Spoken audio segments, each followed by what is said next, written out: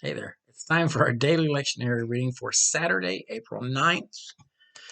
We have today Psalm 31, 9 to 16. This is day 3. You know what that means? Holman Christian Standard Bible.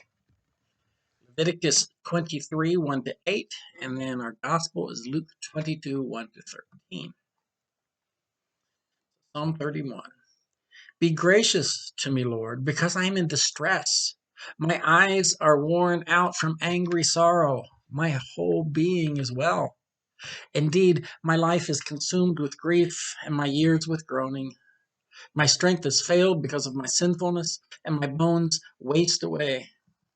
I am ridiculed by all my adversaries, even by my neighbors. I am dreaded by my acquaintances. Those who see me in the street run from me.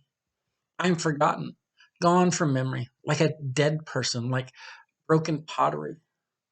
I have heard the gossip of many. Terror is on every side. When they conspired against me, they plotted to take my life. But I trust in you, Lord. I say, you are my God. The course of my life is in your power.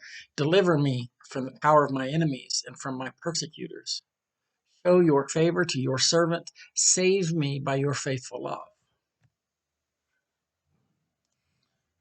love.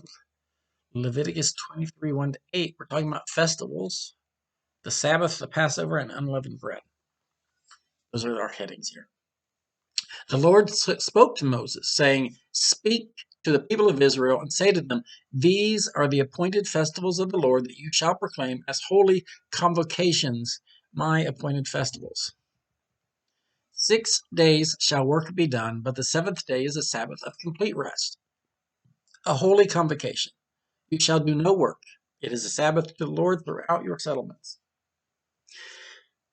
These are the appointed festivals of the Lord, the holy convocations which you shall celebrate at the time appointed for them. In this first month, on the 14th day of the month, at twilight, there shall be a Passover offering to the Lord. On the 15th day of the same month is the festival of unleavened bread to the Lord. 7 days you shall eat unleavened bread. On the first day you shall have a holy convocation. You shall not work at your occupations. For 7 days you shall present the Lord's offerings by fire. On the 7th day there shall be a holy convocation. You shall not work at your occupations. And it goes on. You know there's more than just those two. The plot to kill Jesus. That's Luke 22. Now the festival of unleavened bread, see the link, which is called Passover, was near. The chief priests and scribes, excuse me, the chief priests and the scribes were looking for a way to put Jesus to death, and they were afraid of the people. Why is there a footnote on Jesus? Then Satan entered into Judas and Judas called Iscariot, who was one of the 12.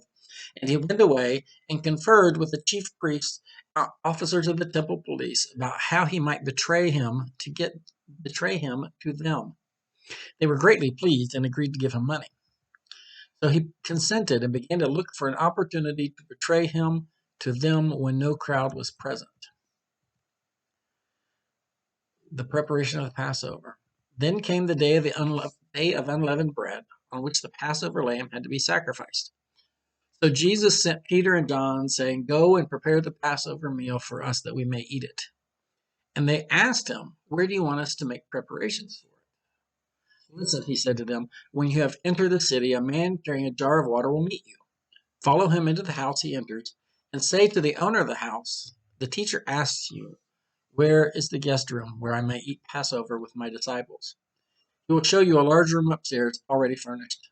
Make preparations for us there. So they went and found everything as he had told them, and they prepared the Passover meal. Now, Judas's motivations have been a matter of some discussion and people trying to figure out why he did what he did. He was one of the 12. One of the more interesting theories that I have heard or come across, read, heard, the same thing, is that he was trying to push Jesus into revealing himself as the Messiah that they were hoping he was going to be, which is this military leader who was going to lead the people to rise up. Because surely he would not allow himself to be crucified, right? That he would kind of force him into showing his hand, to showing his power. I don't know that there's any evidence of that theory. I found it interesting. Um, I think it's far more likely that even the best of us can be corrupt, and that's a sad state of affairs. Um, but I think it's human nature. So yeah, Judas has always been one of those uh, the sore spots. I think for a lot of people when they read the Gospels, and I find it very interesting that in the early Gospels, um, particularly like Matthew and Mark, there's really no mention. I think it's Matthew and Mark. There's no mention of him being taking money or anything. That's in the John in particular, which was written at the end of the century, like 60, 70 years after Christ. Um, that has these comments about, he took care of the money and he was stealing from them, and there's comments about Judas that were not there in the very early Gospels. They're only there later.